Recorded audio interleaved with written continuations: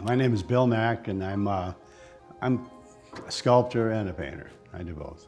I've got a technique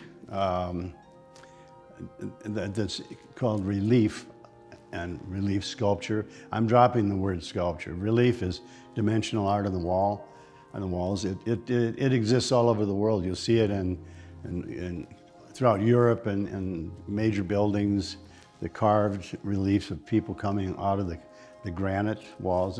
You'll find it in Salt Lake City.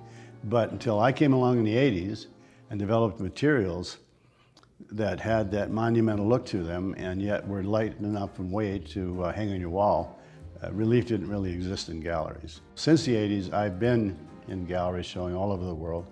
I consider it a third art form rather than even a technique or a style. And to this day, there aren't other relief artists that I know of. No one that's ever done as much work as me, and no one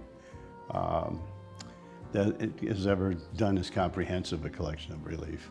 Since I was a kid, I've been able to render, and that means, two-dimensional work, draw, paint. When I got involved with relief, that just dominated everything that I did. However, I always do a study. It can be something naive, like just a quick sketch, or something I might do, if it's a female, might use a live model and do a real comprehensive oil painting. Probably would have stayed out of that business because there's so many people doing it, and I'd just be another one until along comes this opportunity to buy the Hollywood sign. And that's a lot to, and anybody who's watching this, a lot to swallow, but hardly anyone knows that the original Hollywood sign that was raised in 1923, and it was taken down in 1978, seamlessly, a new Hollywood sign was put up. So the metal from the original Hollywood sign, I ended up purchasing that. And that metal is the metal that Marilyn Monroe saw and James Dean saw and all those great movie stars, because they all passed away. Most of them had passed away prior to 1978. So it's, to me, it's the beginning of Hollywood, and the metal has almost got a spirit. So when you touch it, you can just feel all that history. And the idea when it was offered to me was that I would paint iconic images on the metal, using the metal as canvas.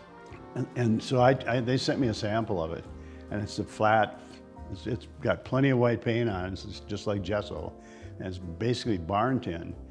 And I'm still thinking dimensionally, but I really wanted to own the sign, so I realized in order to do that, I would have to paint on it. So I've been doing just what they proposed. I've been painting iconic images on the metal from the original Hollywood sign.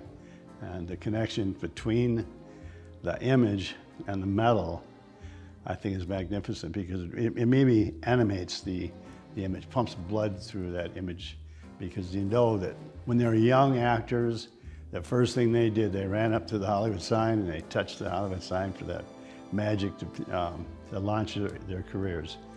And now if someone wants to touch the Hollywood sign, they got to come to Kobe's gallery right here, or you can come see me, because you can't go up to the Hollywood sign anymore, and the only one Hollywood sign you can touch anymore is this sign.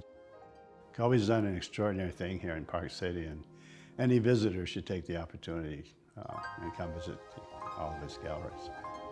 If you're a collector and you're in this city and you don't come visit his galleries, you're making a mistake.